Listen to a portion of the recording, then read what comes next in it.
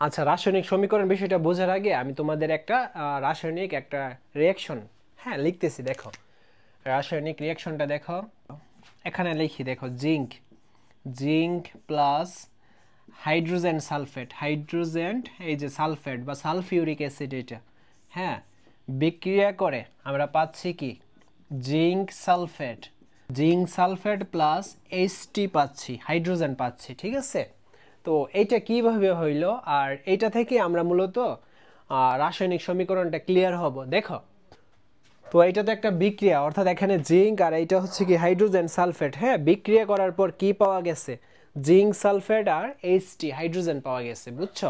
তো এইটা কিভাবে হইলো, এই সমীকরণের মধ্যে কি আছে, এভরিথিং সব কিছু বেসিক একেবারে আমরা জানবো। আর এতক্ষণ পর্যন্ত ক্লাস করার পর তোমরা তো কি এইটা এখন বুঝতে পারতেছো না যে জি এম দেখে কিন্তু আমরা বুঝতে পারতেছি এটা জিঙ্ক, কারণ এটা আমি তোমাদের পড়াইছি।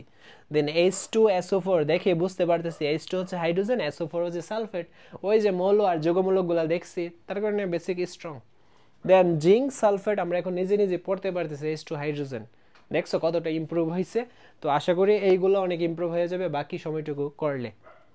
দেখো এখন তো আমরা এটা তো একটা রাসায়নিক বিক্রিয়া, এই রাসায়নিক বিক্রিয়ার ভাইয়া দুইটা অংশ, একটা হচ্ছে বিক্রিয়ক অংশ আর একটা হচ্ছে বিক্রিয়াজাত অংশ। হ্যাঁ, তো বিক্রিয়ক পদার্থ বা বিক্রিয়কের যে অংশটা, এটা কি রাসায়নিক বিক্রিয়া সংগঠনের পূর্বের যে অবস্থা বা আগের অবস্থা, এটা হচ্ছে তোমার বিক্রিয়ক পদার্থ। রাসায়নিক বিক্রিয়ার দুইটা অংশ ভাইয়া, একটা হচ্ছে বিক্রিয়ক পদার্থ আর একটা বিক্রিয়াজাত পদার্থ। তো এইটা রাসায়নিক বিক্রিয়ার পূর্বের অবস্থা, এই কারণে তোমার এই অংশটা হচ্ছে তোমার বিক্রিয়ক পদার্থ, এই অংশটা হচ্ছে বিক্রিয়ক পদার্থ, বুঝছি? এই অংশটা হচ্ছে ভাইয়া বিক্রিয়ক পদার্থ, ক্লিয়ার? আর রাসায়নিক বিক্রিয়ার পরের যে অবস্থা, এই অংশটা হচ্ছে বিক্রিয়াজাত পদার্থ। এগুলা কিন্তু এমসিকিউর মধ্যে আসতে পারে। রাসায়নিক বিক্রিয়ার কয়টা অংশ? দুইটা অংশ, বিক্রিয়ক পদার্থ এবং বিক্রিয়াজাত পদার্থ, ক্লিয়ার? আচ্ছা, তো এই বেসিকটা আমরা স্ট্রং করলাম আর এইটার পিডিএফ তোমরা অবশ্যই পাবা। এখন আসা যাক, এই যে দেখো এইটা তো একটা সমীকরণ, আমরা সবাই বুঝতে পারতেছি এটা একটা সমীকরণ না? এখন এই সমীকরণটা কাকে বলে, রাসায়নিক এই সমীকরণটা কাকে বলে?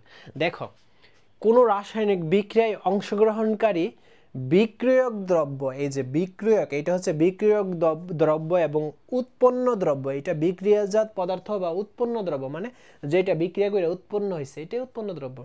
তো কোনো রাসায়নিক বিক্রিয়ায় অংশগ্রহণকারী বিক্রিয়ক দ্রব্য এবং উৎপন্ন দ্রব্যকে, হ্যাঁ প্রতীক, এইটা কি, এইটা প্রতীক, আমরা জানি এগুলা প্রতীক, হ্যাঁ মানে নামের সংক্ষিপ্ত রূপকে প্রতীক বলে। আচ্ছা, প্রতীক এইটা সংকেত, আমরা জানি মৌল বা যৌগের অণুর সংক্ষিপ্ত রূপকে সংকেত বলে। প্রতীক, সংকেত, কতগুলো চিহ্ন থাকতে পারে, প্লাস মাইনাস হতে পারে, তারপরে এই যে এরো চিহ্ন হতে পারে, ইকুয়ালস চিহ্ন হতে পারে সমতাকরণের জন্য, সমতাটা আমি দেখাবো তখন বুঝবা, এই চিহ্নটাও ব্যবহার করা হয়। অর্থাৎ এই চিহ্নের সাহায্যে প্রকাশ করাকে রাসায়নিক সমীকরণ বলে। বুঝাইতে পারছি? আমি আরেকবার ক্লিয়ার করি, কোনো রাসায়নিক বিক্রিয়ায় অংশগ্রহণকারী বিক্রিয়ক দ্রব্য তারপর উৎপন্ন দ্রব্যকে বিভিন্ন প্রতীক, সংকেত বা এরকম চিহ্নের সাহায্যে প্রকাশ করাকে রাসায়নিক সমীকরণ বলে।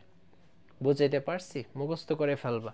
এই যে এখানে সুন্দর করে দেওয়া আছে, এছাড়া তোমাদের বইও দেওয়া আছে, আর প্রাইভেট গ্রুপে যারা আছো, সো ডোন্ট ওরি, আমরা এইগুলোর পর আমরা যত প্রকার সিকিউ আছে, এমসিকিউ আছে, সব প্র্যাকটিস করবে। জাস্ট 4-5টা প্র্যাকটিস করলে বাকিগুলো এমনিতে পেরে যাবে, কারণ বেসিক তো তোমাদের স্ট্রং করে দিচ্ছি। ওকে, আচ্ছা, এই গেল রাসায়নিক সমীকরণ। এখন আমরা সমতাকরণটা দেখব। হ্যাঁ, আচ্ছা, এখানে আমরা সমতাকরণ কেন করতেছি না? কারণ এখানে হাইড্রোজেন দুইটা আছে, এই যে হাইড্রোজেন এখানে দুইটা আছে, SO4, ঠিক আছে, সালফেট, জিঙ্ক আছে এখানে একটা আছে, এখানে সমতাকরণের প্রয়োজন নাই, আমাদের অলরেডি সমতা আছে। আচ্ছা, আমরা এখন সমতাকরণটা দেখব। তোমাদের মনে আছে কিনা, একেবারে তোমার ক্লাসের শুরুতে আমি এরকম একটা এক্সাম্পল দিছিলাম, হাইড্রোজেন আর অক্সিজেন, হ্যাঁ বিক্রিয়া করে কেমিক্যাল রিঅ্যাকশনের পর উৎপন্ন যে দ্রব্যটা, এটা পাইলাম H2O, পানি। কিন্তু এখানে সমতা হয় না, এটা তো কেমিক্যাল রিঅ্যাকশন হয়েছে, সমীকরণ হয়েছে, বাট সমতা হয় না, এগুলার এখানে পরমাণুগুলা ঠিক নাই। কিভাবে দেখো, হাইড্রোজেন এখানে দুইটা, অক্সিজেন দুইটা, বাট বিক্রিয়া করার পর উৎপন্ন যে ফলাফলটা কি হইলো, H2 পানি না, ঠিক আছে, বল নাই কিন্তু, বাট পরমাণুগুলা ঠিক নেই, সমতাকরণ আমাদের করতে হবে। হাইড্রোজেন এখানে ভাইয়া কয়টা আছে, দুইটা, হাইড্রোজেন এখানে কয়টা আছে, দুইটা, ঠিক আছে, হাইড্রোজেন নিয়ে প্রবলেম নাই।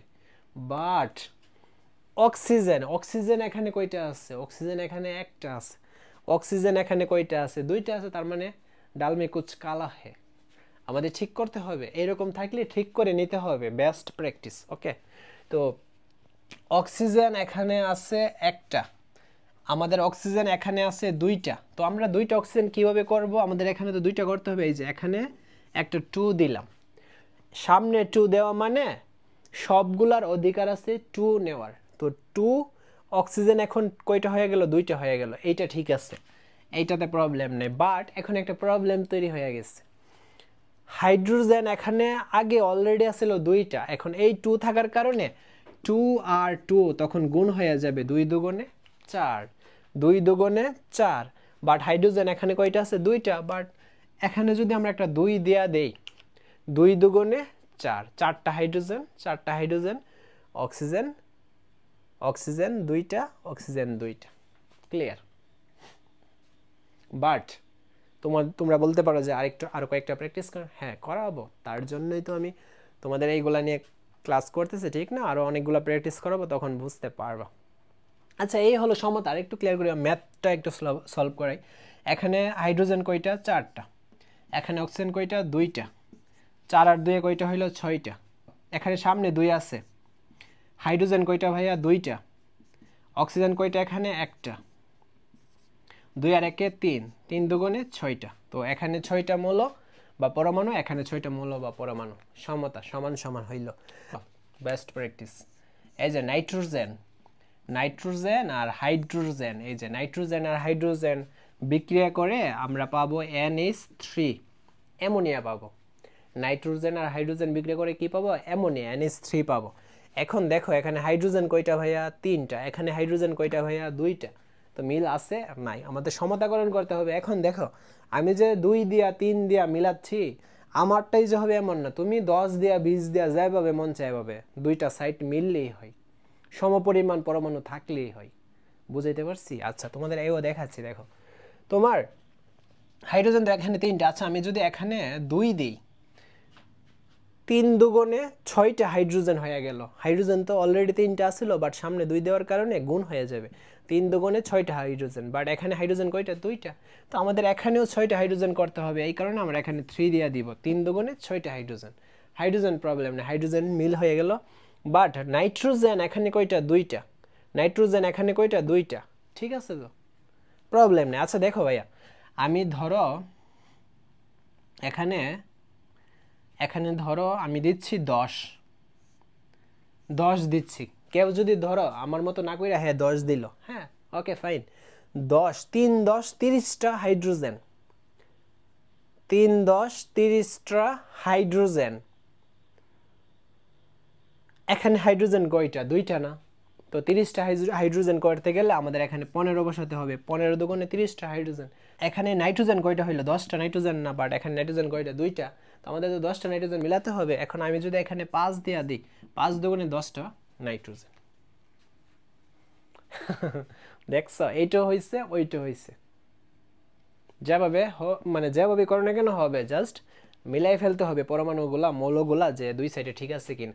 আচ্ছা আমরা আরো দেখি, এই যে অ্যালুমিনিয়াম আর ক্লোরিন, অ্যালুমিনিয়াম আর ক্লোরিন বিক্রিয়া করলে আমরা মূলত অ্যালুমিনিয়াম ক্লোরাইড পাবো, এই যে অ্যালুমিনিয়াম ক্লোরাইড পাবো, অ্যালুমিনিয়াম ক্লোরিন বিক্রিয়া করলে অ্যালুমিনিয়াম ক্লোরাইড পাবো। এখন দেখো ক্লোরিন কয়টা, 3টা, এখানে ক্লোরিন কয়টা, 2টা, আমরা যদি এখন একটা কাজ করি, মিলাতে হবে, তো আমরা যদি এখানে 2 দেই, 3 দুগুণে 6টা ক্লোরিন, তো এখানে তাহলে আমাদের 6টা ক্লোরিন মিলাতে গেলে 3 দিতে হবে, 3 দুগুণে 6টা ক্লোরিন মিলে গেল।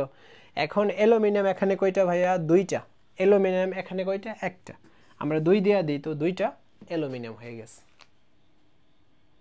এই যে অনেকে বলতে পারো অ্যালুমিনিয়াম একটা, এখানে দুইটা, তিনটা হইলো না, এটা তো গুণ সম্পর্ক। অ্যালুমিনিয়াম একটা, 2 একে 2টা।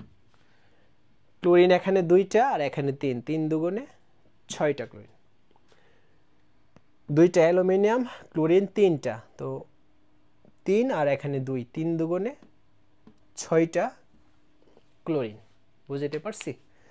ওকে, তো এই গেল সমতাকরণ। আরও সমতাকরণ দেখবো মাঝে মাঝে। আচ্ছা, এখন আমাদের রাসায়নিক বিক্রিয়া 5টা, এই 5টা সম্পর্কে আমাদের ভালোভাবে জানতে হবে। এখন আমাদের রাসায়নিক বিক্রিয়া 5টা, এই 5টা বিক্রিয়া সম্পর্কে আমাদের জানতে হবে। একটা হচ্ছে সংযোজন বিক্রিয়া, একটা হচ্ছে দহন বিক্রিয়া, একটা হচ্ছে প্রতিস্থাপন বিক্রিয়া, একটা হচ্ছে বিয়োজন বিক্রিয়া, একটা হচ্ছে প্রশমন বিক্রিয়া। এই 5টা বিক্রিয়া সম্পর্কে ফুল ধারণা আমাদের রাখতে হবে। বুঝতে পারছি? প্রথমে আসা যাক সংযোজন বিক্রিয়াটা কি। সংযোজন, সংযোজন নামটা মানে শুনে আমি কিন্তু বুঝতে পারতেছি যে সংযোগ করবে, অ্যাড করবে, এডিশন বিক্রিয়া। তো এখন আমাদের দেখতে হবে যে সংযোজন বিক্রিয়া কাকে বলে। এখানে বিক্রিয়াটা কিন্তু লিখে দেওয়া হয়েছে, সংযোজন বিক্রিয়া কাকে বলে। আচ্ছা, আমি আগে এক্সাম্পলটা দিই। এই যে আয়রন Fe, আয়রন আর সালফার বিক্রিয়া করে আমরা কি পাচ্ছি? Ferrous sulphate. হ্যাঁ, তারপর জিঙ্ক আর সালফার বিক্রিয়া করে, আচ্ছা এখানে এরো চিহ্নটা দিই, জিঙ্ক আর সালফার বিক্রিয়া করে কি? জিঙ্ক সালফেট পাচ্ছি। এই যে দেখো, সংযোজন বিক্রিয়া কাকে বলে? যে বিক্রিয়ায় একের অধিক পদার্থ একত্রিত হয়ে সম্পূর্ণ ভিন্নধর্মী নতুন একটা রাসায়নিক পদার্থ তৈরি হয়, তাকে সংযোজন বিক্রিয়া বলে। যে বিক্রিয়ায় একের অধিক পদার্থ একত্রিত হয়ে সম্পূর্ণ ভিন্নধর্মী একটা রাসায়নিক পদার্থ পাওয়া যাবে, ওইটা হচ্ছে সংযোজন বিক্রিয়া। ভিন্নধর্মী বা একের অধিক পদার্থ কেন আমি বলতেছি, এই বেসিকটা তো ক্লিয়ার হতে হবে। দেখো, এই যে এখানে আয়রন, আয়রন, এই যে আয়রন, আয়রন বলো এটা কি? এটা কি ধাতু নাকি অধাতু? আয়রনটা আয়রন, আয়রন লোহা, লোহা আমরা কি জানি? ধাতু না? লোহাকে কি ভাঙ্গা যায়? সহজে ভাঙ্গা যায় না, মানে চকচক করে, ঝনঝন করে, বিদ্যুৎ পরিবাহী, তো এটা একটা ধাতু। এই যে আয়রনটা, এটা হচ্ছে একটা ভাইয়া, এটা হচ্ছে একটা ধাতু। দেন সালফার, সালফার হচ্ছে অধাতু, ভঙ্গুর, সালফার অধাতু। তো এই ধাতু অধাতু মিলে নতুন একটা ফেরাস সালফেট, হ্যাঁ নতুন একটা পদার্থ ফেরাস সালফেট পাওয়া গেছে। এটা হলো ধূসর কঠিন পানিতে অদ্রবণীয় একটা পদার্থ। বুঝছো? একটা নতুন একটা পদার্থ পাওয়া গেছে। তো এইটাই মূলত সংযোজন বিক্রিয়া, যে বিক্রিয়া একের অধিক পদার্থ একত্রিত হয়ে সম্পূর্ণ ভিন্নধর্মী নতুন একটা পদার্থ তৈরি হবে, এটাই সংযোজন বিক্রিয়া। সেম এস এই যে জিঙ্ক একটা হচ্ছে ধাতু আর এস হচ্ছে অধাতু, মিলে জিঙ্ক সালফেট, জিঙ্ক সালফেট পাওয়া গেছে। বুঝতে পারছি? এটা হচ্ছে সংযোজন বিক্রিয়া। আর একটা ইম্পর্টেন্ট বিষয় হচ্ছে এই লাইনটুকু তোমাদের ভালোভাবে পড়ে নিতে হবে। আমি দেখাই, এই যে এখান থেকে এমসিকিউ আসবে। এই যে দেখো, তোমরা এতে হলুদ রঙের সালফার, এই যে সালফারের রং কি ভাইয়া? সালফার, সালফারের রং হচ্ছে হলুদ, এগুলো এমসিকিউতে আসবে। বা লোহার আয়রন গুঁড়া কোনোটি দেখতে পাচ্ছ না, কারণ এখানে আয়রন সালফার একে অপরের সাথে মিলে, এই যে আয়রন আর সালফারের কালার হচ্ছে হলুদ, আয়রন আর সালফার একে অপরের সাথে মিলে সম্পূর্ণ ভিন্নধর্মী একটা পদার্থ পাওয়া গেছে। এই জায়গাটুকু ইম্পর্টেন্ট, বেসিকটা ক্লিয়ার করার জন্য। আয়রন আর সালফার মিলে কি হচ্ছে? Ferrous sulphide, ferrous sulphide. আচ্ছা, তারপর এগুলা তো তোমাকে বুঝাইছে, জিঙ্ক সালফেট। আরেকটা বিক্রিয়া দিছে অ্যামোনিয়া আর হাইড্রোজেন ক্লোরাইড। এই যে অ্যামোনিয়া NH3 আর হাইড্রোজেন ক্লোরাইড বিক্রিয়া করে কি হচ্ছে? NH4Cl, ammonium chloride. এই যে H3টা এখানে একটা, 4টা H4Cl, অ্যামোনিয়াম ক্লোরাইড, সম্পূর্ণ নতুন একটা ভিন্ন একটা পদার্থ পাওয়া গেছে। আচ্ছা আচ্ছা, তারপরের বিক্রিয়াটা হচ্ছে দহন বিক্রিয়া। তো দহন বিক্রিয়াটা কি? দেখো, দহন বিক্রিয়াটা অনেক অনেক ইম্পর্টেন্ট। দহন, দহন বলতেই আমরা বুঝতেছি যে পুড়ে ফেলা, এরকম কিছু একটা টাইপ, বা তাপ, এরকম একটা টাইপ। বা দেখো, দহন বিক্রিয়া কাকে বলে? কোনো মৌলকে বা যৌগকে, যে কোনো মৌল বা যৌগ হতে পারে। যেমন আমি এখানে সালফারই নিচ্ছি, এই যে সালফার, এই মৌলটা, এই মৌলটাকে যখন আমরা বায়ুর অক্সিজেনের উপস্থিতিতে আনবো, আইনা পুরাবো, ঠিক আছে। এই যে সালফারকে বায়ুর অক্সিজেনের সাথে, এই যে উটা কি অক্সিজেন না, হ্যাঁ অক্সিজেন, সালফারকে বায়ুর অক্সিজেনের উপস্থিতিতে যখন পুরাবো, এই যে যখন পুরাবো বা এই যে তাপ দিব, বুঝছো, অর্থাৎ সালফারকে যখন বায়ুর অক্সিজেনের উপস্থিতিতে যখন আমরা পুরাবো বা তাপ প্রয়োগ করব, তখন আমাদের মূলত এই যে সালফার ডাইঅক্সাইড প্লাস তাপ এরকম কিছু উৎপন্ন হয়, ঠিক আছে। সালফার ডাইঅক্সাইড তাপ উৎপন্ন হয়, অর্থাৎ কোনো মৌলকে বা যৌগকে বায়ুর অক্সিজেনের উপস্থিতিতে পুড়িয়ে তার উপাদান মৌলের অক্সাইডে পরিণত করাকে দহন বিক্রিয়া বলে। এই যে সালফার আর অক্সিজেন, হ্যাঁ, একে যদি বায়ুর অক্সিজেনের উপস্থিতিতে যদি আমরা তাপ প্রয়োগ করি বা পুরাই, তখন এটা অক্সাইডে পরিণত হয়, সালফার ডাই অক্সাইডে পরিণত করারকে কি বলে, দহন বিক্রিয়া বলে। বুঝছি। এরকম ভাবে আমরা যদি মিথেনকে বায়ুর অক্সিজেনের উপস্থিতিতে যদি আমরা পুরাই, তখন আমরা মূলত কার্বন ডাইঅক্সাইড প্লাস পানি, হ্যাঁ কার্বন ডাইঅক্সাইড প্লাস পানি পাবো, প্লাস তাপ পাবো। দহন বিক্রিয়ায় মানেই হচ্ছে তাপ তো পাওয়া যাবে। তো মিথেনকে যখন অক্সিজেনের সাথে, বায়ুর অক্সিজেনের সাথে মানে কেমিক্যাল রিঅ্যাকশনটা ঘটে, তাপ প্রয়োগের ফলে, তখন কার্বন ডাইঅক্সাইড আর পানি পাবো। এখন দেখো এখানে এই এইচ কয়টা, দুইটা না, এখানে এইচ কয়টা, চারটা না। তখন এইটাকে যদি আমরা সমতাকরণ করি, তাহলে এখানে আমরা যদি 2 দিই, তাহলে এইচ কয়টা হয়ে গেল, চারটা। এই যে এইচ চারটা, আর 2 দেওয়ার কারণে উ কয়টা হয়ে গেল, ও হয়ে গেল কয়টা, ও হয়ে গেল এখানে দুইটা, ঠিক আছে। ও হয়ে গেল কয়টা, দুইটা হয়ে গেল। বাট এখানে ও তো ও দুইটা আছে, তো আমাদের মোট ও কয়টা, এখানে ও হচ্ছে এই যে 2 এর কারণে ও দুইটা, এখানে ও দুইটা, মোট চারটা, বাট এখানে ও কেবল দুইটা। তো আমরা যদি এখানে 2 দিয়া দিই, তখন ও কয়টা হয়ে গেল, চারটা, 2 দুগুণে 4, ঠিক আছে। তারপর সি তো ঠিক আছে একটাই।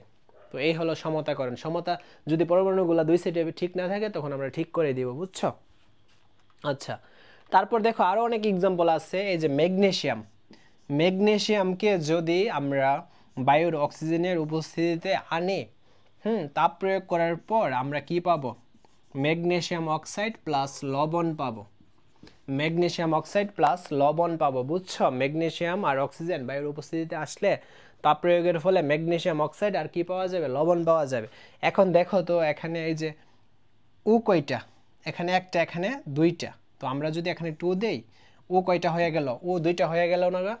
তারপর ম্যাগনেসিয়াম কয়টা হয়ে গেল, দুইটা, বাট ম্যাগনেসিয়াম এখানে কয়টা, একটা। তো আমরা এখানে 2 দিয়ে দিব। এই যে সমতাকরণ হয়ে গেল, বুঝছো।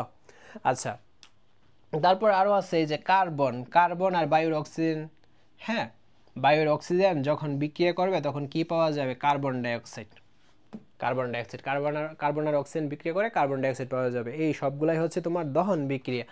এখন আমাদের আরেকটা বিষয় জানতে হবে, এই যে দহন বিক্রিয়ার ক্ষেত্রে বাতাসের যে অক্সিজেন, ওইটার সাহায্যে দহন বিক্রিয়াটা ঘটে যখনই আমরা তাপ দেব, কারণ তাপ দেওয়ার ফলেই তো দহন বিক্রিয়াটা ঘটে।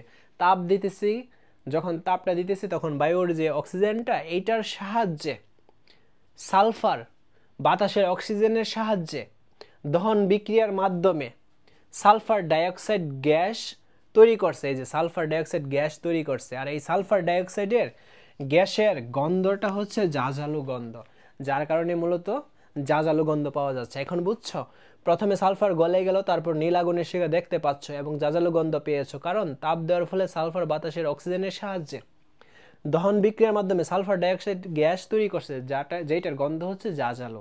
বুঝছো, এই যে এই সালফার ডাইঅক্সাইড গ্যাসটার কারণেই মূলত জাজালো গন্ধ পাওয়া যায়। গলে যাওয়ার পর যে গ্যাসটা তৈরি হয়, ওইটাই হচ্ছে জাজালো গন্ধ, বুঝছো। আচ্ছা, তারপর দেখো তো আমাদের যে রিবন, হ্যাঁ রিবনে যখন আগুনটা ধরে, ম্যাগনেসিয়ামের ক্ষেত্রে রিবনে যখন আগুনটা ধরে, অত্যন্ত প্রজ্বলিত একটা শিখা কিন্তু দেখতে পাওয়া যায়। হ্যাঁ, এই শিখাটা কিভাবে হয়, কারণ হচ্ছে ম্যাগনেসিয়াম, এই যে ম্যাগনেসিয়ামটা বাতাসের অক্সিজেনের সাহায্যে দহন বিক্রিয়া সম্পন্ন করে, বাতাসে অক্সিজেনের সাহায্যে দহন বিক্রিয়ার মাধ্যমে পুড়তে থাকে। তখন আমরা কি করে দেখি, তখন আমরা প্রজ্বলিত একটা শিখা দেখতে পাই।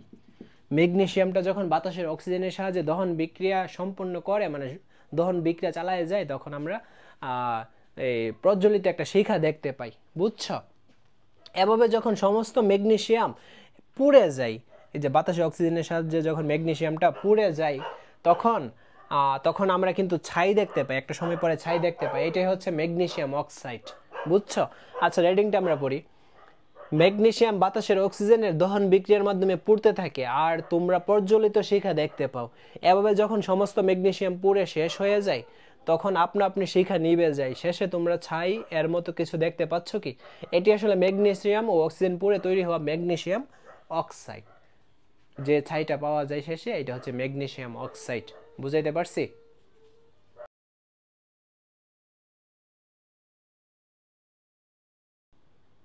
আর আরেকটা বিষয় হচ্ছে, আমরা দেখি না যে মোম জ্বলে, মোমটা কিভাবে জ্বলে? মোম মূলত মোমের মধ্যে মূলত রাসায়নিক শক্তি সঞ্চিত থাকে। হ্যাঁ, মোমের মধ্যে যখন আগুন জ্বালানো হয় বাতাসের অক্সিজেনের সাথে মোমটা তখন বিক্রিয়া করে। হ্যাঁ, বাতাসের অক্সিজেনের সাথে মোমটা বিক্রিয়া করে, তখন মূলত মোমের মধ্যে থাকা যে সঞ্চিত শক্তিটা, এটা তখন আলোক ও তাপ শক্তিতে কিন্তু পরিণত হয়ে যায়।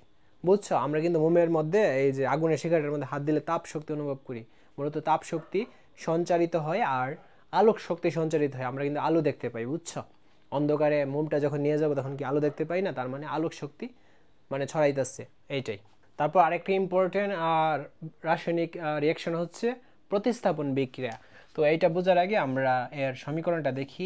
Fe আয়রন, আয়রন আর কপার সালফেট, আয়রন আর কপার সালফেট বিক্রিয়া করার পর আচ্ছা, এটা আমি বুঝাচ্ছি। তার আগে তোমাদের প্রতিস্থাপন বিক্রিয়াটা কি সেটা আগে ধারণা দিই। তো যে বিক্রিয়ায় অধিক সক্রিয় মৌল বা যৌগমূলক কম সক্রিয় মৌল বা যৌগমূলককে প্রতিস্থাপন করে, মানে সরাইয়া দিই, ধাক্কা মারে, ধাক্কা মাইরা সে ওই জায়গাটার মধ্যে বৈশা নতুন একটা যৌগ বা মৌল তৈরি করে, ওইটাই হচ্ছে প্রতিস্থাপন বিক্রিয়া। বুঝছো?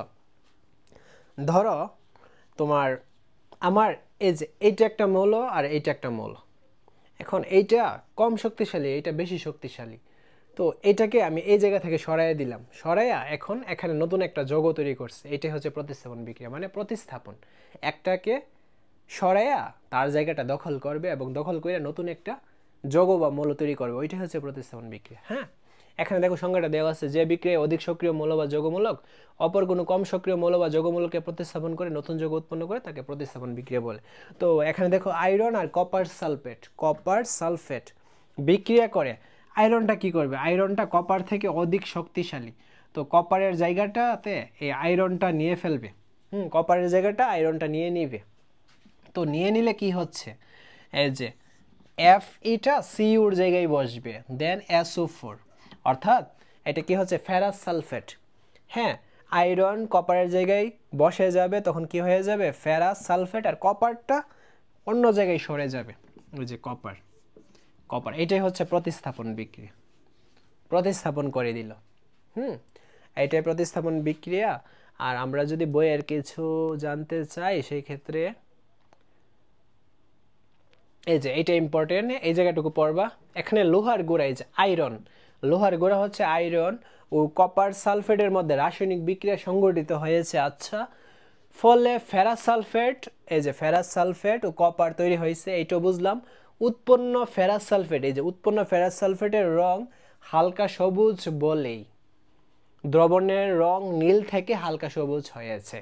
তো তোমাদের এমসিকিউর মধ্যে আসতে পারে যে ফেরাস সালফেটের রং কি? হালকা সবুজ, হালকা সবুজ, এইটা এমসিকিউর মধ্যে আসবে। আর মূলত দ্রবণটা ছিল নীল, তখন নীল থেকে হালকা সবুজ ধারণ করছে কেন? কারণ ফেরাস সালফেটের রং হচ্ছে ভাইয়া হালকা সবুজ। ওকে, আচ্ছা, তো এগুলো একটু পরে নিবা রিডিংগুলা, তাহলে আর একটু ভালো হবে তোমাদের জন্য।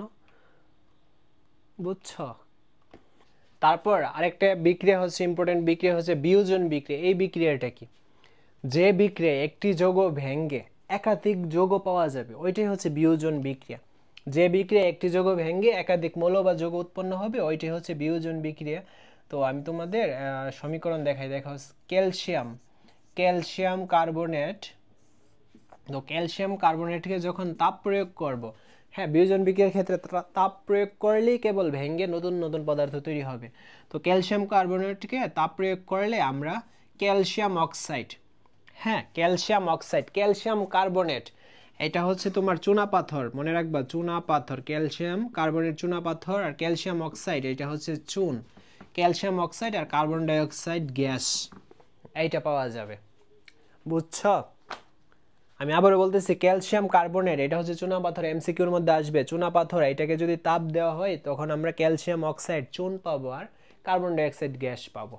কার্বন ডাই অক্সাইড গ্যাস পাবো, বুঝাইতে পারছি? আচ্ছা, তারপর দেখো আমরা আরেকটা যদি লিখি কপার কার্বনেট। কপার কার্বনেটকে যদি তাপ দেই, তাপ দিলে আমরা copper oxide plus carbon die oxide পাবো। Copper oxide plus carbon die oxide পাবো, বুঝছো? আচ্ছা, আমরা আরেকটা লিখি পটাশিয়াম ক্লোরেট।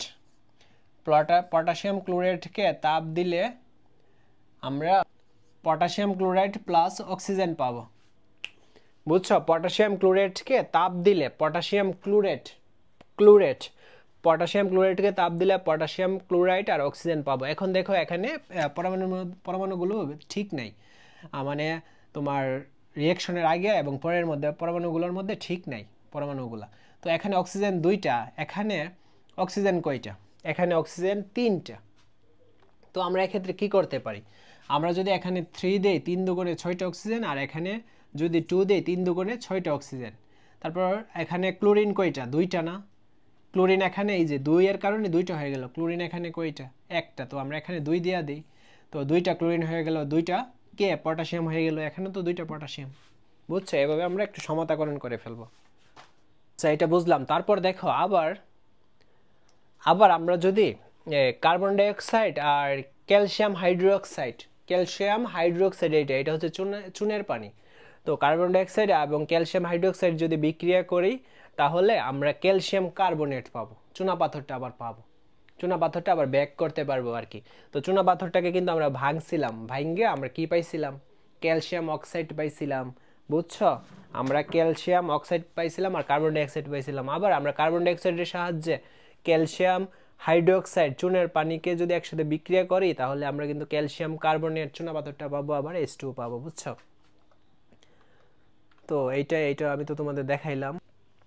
তো এই যে বিক্রিয়াটা NaOH, সোডিয়াম হাইড্রোক্সাইড, এটা একটা ক্ষার, এই যে OH আছে লাস্টে ক্ষার, আর HCl এটা হচ্ছে hydrochloric acid, hydrogen chloride acid এটা। তো এটা হচ্ছে ক্ষার,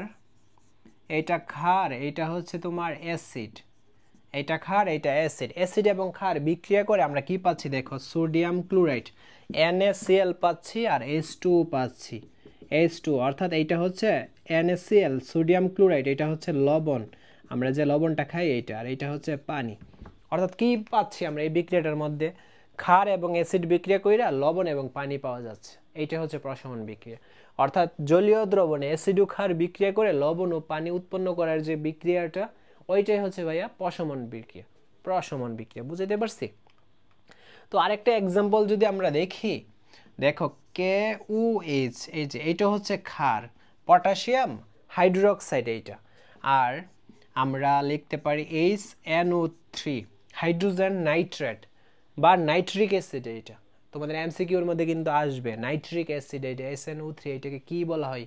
এটা হচ্ছে নাইট্রিক অ্যাসিড, হাইড্রোজেন নাইট্রেট বলবে, এটা সংকেত লিখো, এটা সংকেত কি? Hydrogen nitrate. এভাবে কিন্তু আসবে। তো এইভাবে ভাঙ্গা আমি তোমাদের কিন্তু বুঝাই দিতেছি। তো পটাশিয়াম হাইড্রোক্সাইড আর হাইড্রোজেন নাইট্রেট বিক্রিয়া করার পর আমরা কি পাচ্ছি দেখো?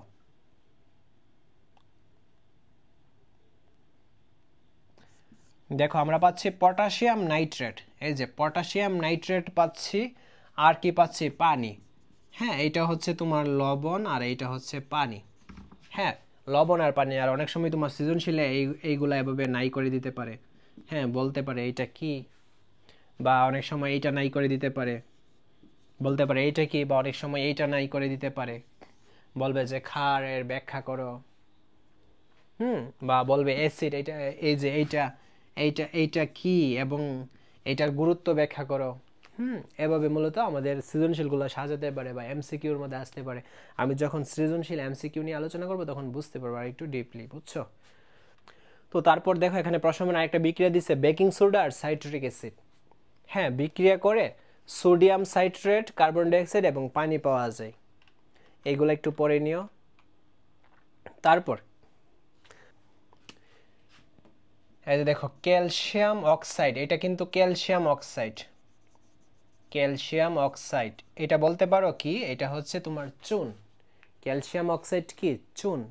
হ্যাঁ, তারপর তোমার CH3COOH, এটা হচ্ছে ভিনেগার। এমসিকিউর মধ্যে আসবে কিন্তু ভাইয়া, এইটা ভিনেগার, এইটা হচ্ছে ভিনেগার, ভিনেগার বা অ্যাসিটিক অ্যাসিড, এটা ভিনেগার। হ্যাঁ, এটা ভিনেগার। এই দুইটা বিক্রিয়া করে কি পাওয়া যাচ্ছে জানো? এই দুইটা বিক্রিয়া করার পর CH3COO দেন 2Ca। হ্যাঁ, এটা হচ্ছে ক্যালসিয়াম অ্যাসিটেট, এটা হচ্ছে ক্যালসিয়াম অ্যাসিটেট, এটা হচ্ছে এক ধরনের লবণ। লবণ পাওয়া যাচ্ছে, দেন এই যে লবণ পাওয়া যাচ্ছে, দেন পানি পাওয়া যাচ্ছে, এইটাও প্রশমন বিক্রিয়া। লবণ আর পানি পাওয়া গেলে এটা প্রশমন বিক্রিয়া, বুঝছো? এটা অ্যাসিড, এটা ক্ষার। অ্যাসিড ক্ষার বিক্রিয়া করে লবণ এবং পানি পাওয়া যাচ্ছে, প্রশমন বিক্রিয়া। ক্লিয়ার? আচ্ছা ভাই, এখন আমরা শুষ্ক কোষ, এটার একটা নাম হচ্ছে ড্রাই সেল বা তড়িৎ রাসায়নিক কোষ।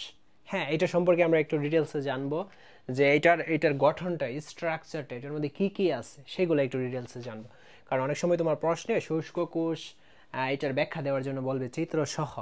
আচ্ছা দেখো, তো আমি এটাকে দেখো কয়েকটা পয়েন্টে ভাগ করতেছি। হ্যাঁ, কয়েকটা পয়েন্টে ভাগ করতেছি। তো আমাদের একটা পয়েন্ট হচ্ছে এই যে অ্যামোনিয়া, অ্যামোনিয়া ক্লোরাইড থাকবে, তারপর কয়লার গুঁড়া থাকবে, দেন ম্যাঙ্গানিজ, এই যে ম্যাঙ্গানিজ ডাইঅক্সাইড থাকবে। হ্যাঁ, তো এইগুলা ভালোভাবে মিশিয়ে একটা লেই বা পেস্ট, হ্যাঁ একটা পেস্ট তৈরি করতে হবে। এখন এই যে সোডিয়াম ক্লোরাইড, তারপর কয়লার গুঁড়া, ম্যাঙ্গানিজ ডাইঅক্সাইড, এইগুলা পানি দিয়ে মিশাইয়ে একটা যে পেস্ট তৈরি করতেছি, এইটা মূলত তোমার এই যে ব্যাটারিটা, ওই ব্যাটারির কোন অংশে হবে দেখো। এই যে এইটা হচ্ছে ভাইয়া, এটা হচ্ছে তোমার তড়িৎদ্বার। এটা আমরা ধরি, এটা হচ্ছে তড়িৎদ্বার। দেখো, এটা হচ্ছে তড়িৎদ্বার বা দস্তার পাত্র। হ্যাঁ, এটা হচ্ছে আমরা লিখতেছি তোমার দস্তার, এটা হচ্ছে দস্তার পাত্র, ঠিক আছে? ক্লিয়ার? এটা হচ্ছে দস্তার একটা পাত্র, দস্তা। দস্তা মানে হচ্ছে জিঙ্ক, এটা হচ্ছে জিঙ্ক। দস্তার পাত্র বা দস্তাটা হচ্ছে জিঙ্ক। এখন একটু ছোট করে দিই। হ্যাঁ, জিঙ্ক। তো জিঙ্কটার মধ্যে আমাদের এই যে একটা কার্বন দণ্ড থাকবে, এই যে দণ্ড, এটা হচ্ছে একটা কার্বনের দণ্ড, গ্রাফাইট দণ্ড।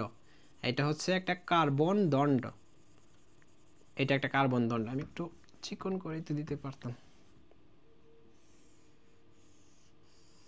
এই যে এটা হচ্ছে তোমার দস্তার পাত্র, ঠিক আছে, বা জিঙ্ক। তো এটা হচ্ছে কার্বন দণ্ড, ঠিক আছে? এটা হচ্ছে কার্বন দণ্ড। এখন এই দস্তার পাত্রের এই অংশগুলা, এই খালি অংশগুলার মধ্যে মূলত তোমার সোডিয়াম ক্লোরাইড, ম্যাঙ্গানিজ ডাইঅক্সাইড, তারপর কয়লার গুঁড়া এইগুলার মধ্যে ভরাট করা হবে, বুঝছো? আর কার্বন দণ্ডটা দেখো, কার্বন দণ্ডটা কিন্তু দস্তার পাতের সাথে লাগানো হয় নাই, একটু গ্যাপ রাখা হয়েছে, এখানে একটু গ্যাপ রাখা হয়েছে। হ্যাঁ, একটু গ্যাপ রাখা হয়েছে। দেন দেখো, এই যে কার্বন দণ্ডটার এখানে পিচের আস্তরণ দিয়ে এভাবে একটু ভরাট করে দেওয়া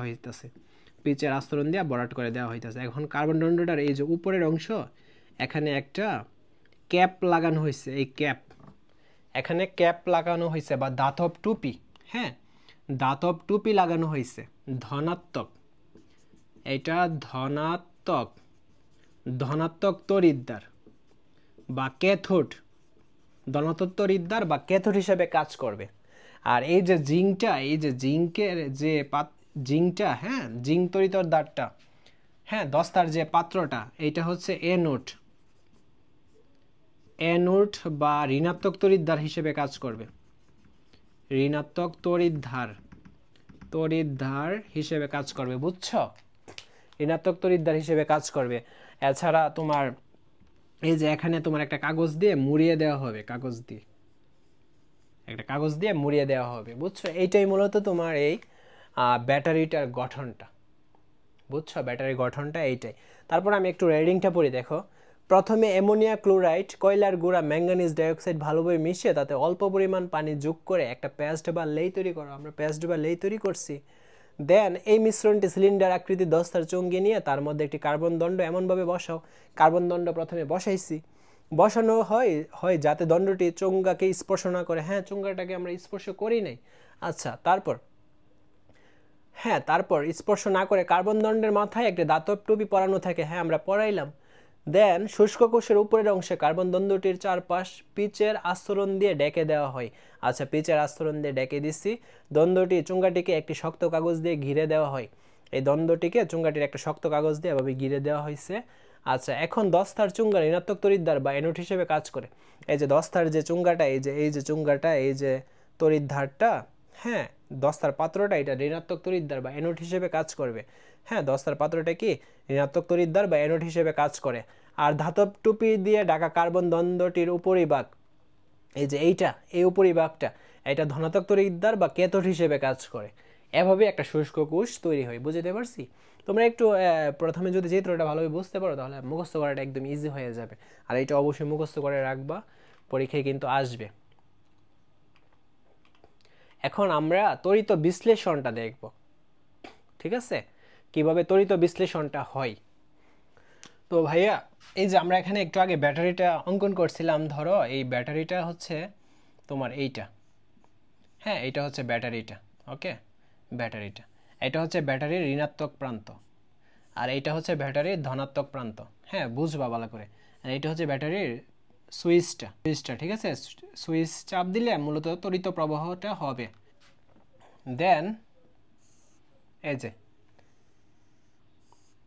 এখানে দেখো একটা তড়িৎ ধার, এটা হচ্ছে একটা তড়িৎ ধার। দেন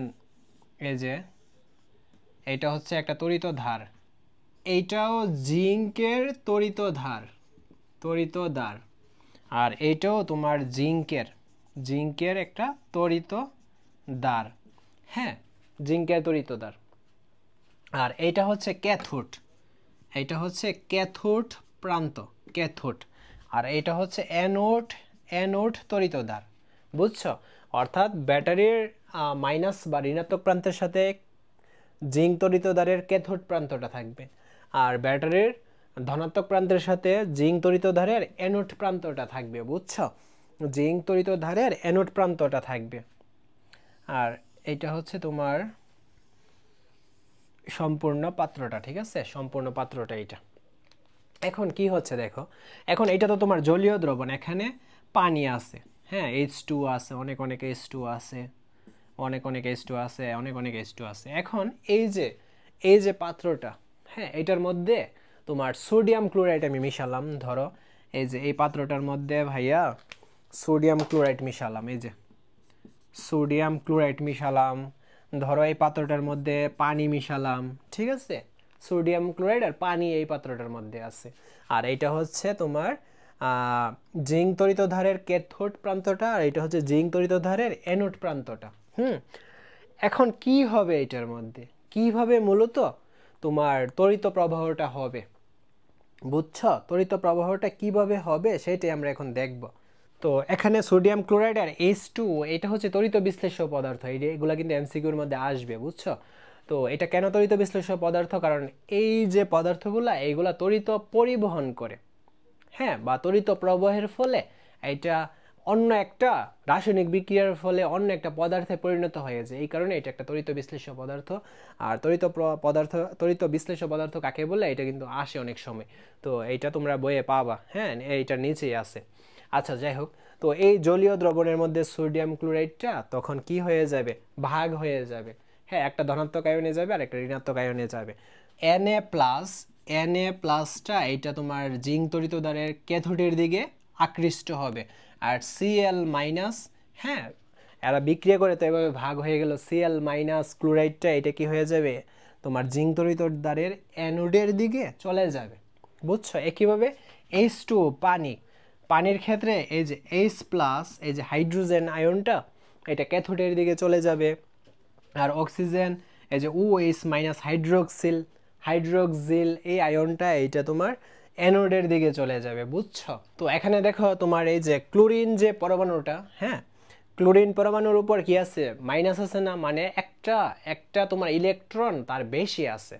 তো এই ক্ষেত্রে সে যখন এখানে আসবে একটা ইলেকট্রন সে ছেড়ে দিবে, একটা ইলেকট্রন ছেড়ে দিলে সে ক্লোরিন পরমাণুতে পরিণত হবে, জাস্ট ক্লোরিন। এখন ক্লোরিন অবস্থায় থাকবে না, ক্লোরিন সে গ্যাস অবস্থায় হয়ে যাবে, অর্থাৎ এরকম দুইটা ক্লোরিন একসাথে হয়ে ক্লোরিন গ্যাস তৈরি হয়ে যাবে। আর এই ক্লোরিন গ্যাস তৈরি হওয়ার ফলে এই যে তোমার জারটা তড়িৎ ধারটা এখানে ভূতভূত ক্লোরিন গ্যাসের ভূতভূত তৈরি হবে, বুঝছো? ক্লোরিন গ্যাসের বুদবুদ তৈরি হবে।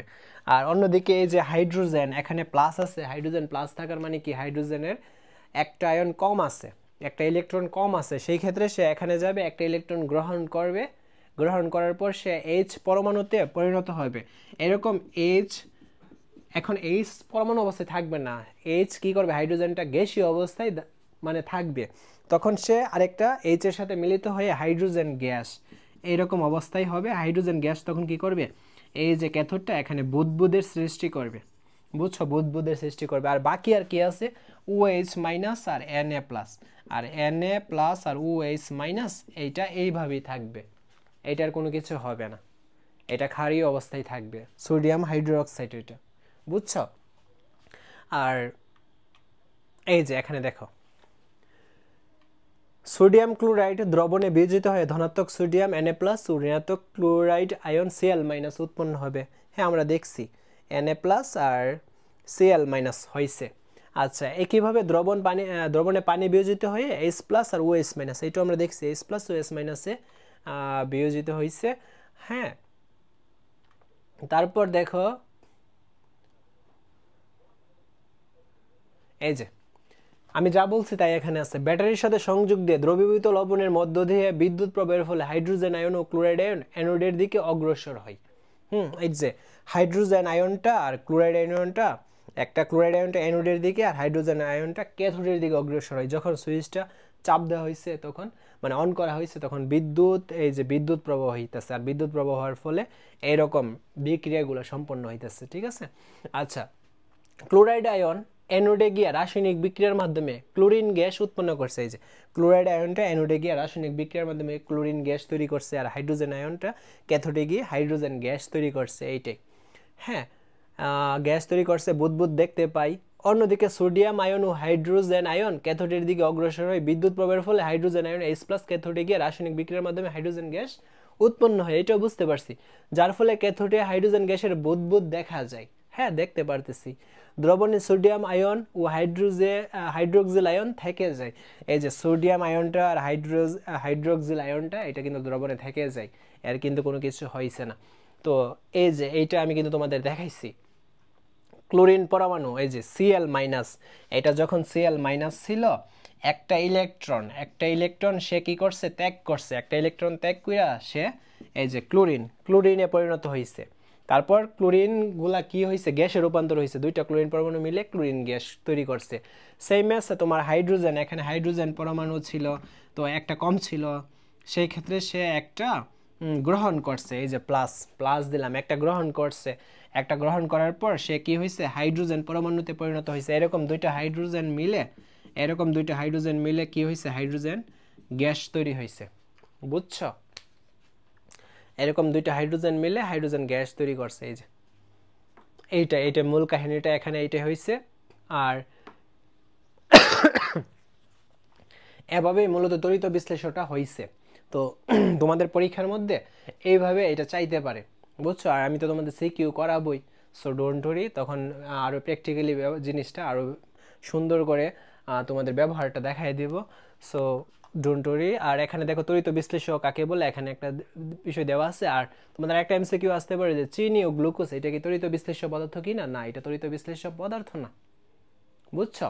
কারণ এটা তোমার এই কেন তড়িৎ বিশ্লেষ্য পদার্থ না, কারণ এটা দ্রবীভূত বা বিগলিত অবস্থায় এটা তড়িৎ পরিবহন করে না, এই কারণে এটা তড়িৎ বিশ্লেষ্য পদার্থ না। বুঝতে পারছি? তো আজকের ভিডিওটি ভাইয়া এই পর্যন্তই। পরবর্তী ভিডিওতে আমি তোমাদের এই বইয়ের যত সিকিউ আছে, এই অধ্যায় থেকে যত সিকিউ আছে, এমসিকিউ আছে, ওইগুলা সলভ ক্লাস নিয়ে হাজির হব। আর যারা এখনো আমার বার্ষিক পরীক্ষার কোর্সে জয়েন হও নাই, খুব দ্রুত কোর্সে জয়েন হয়ে যাবে, কারণ কোর্সে জয়েন না হইলে এইরকম পড়াগুলো বেসিক স্ট্রং সহকারে তোমরা কখনোই পাবা না, বুঝছো? সো ডোন্ট ওরি, সব কিছু ইজি করে দিব। থ্যাংক ইউ সবাইকে, সবাই ভালোভাবে পড়াশোনা করো এবং ভালোভাবে ক্লাসটা করো। আর ভালোভাবে এই ক্লাসটা করলে আশা করি এই চ্যাপ্টারের উপর কোনো প্রকার প্রবলেম থাকবে না। এবং রিডিংটা পড়বা, যেই টপিক্সটা আমি তোমাদের বুঝেছি না, এই টপিক্সটা বোঝার পর সুন্দর করে ওই রিডিংটা, বইয়ের রিডিংটাতে চলে যাবা। দেন বইয়ের রিডিংটা ওই অংশটুকু ভালোভাবে পড়বা, দেখবে সব কিছু বুঝে গেছে, বুঝছো? এছাড়া লাইভ ক্লাসে দেখা হচ্ছে। ধন্যবাদ সবাইকে, সবাই ভালো থেকো, ভালোভাবে পড়াশোনা করো, টেক কেয়ার, থ্যাংক ইউ।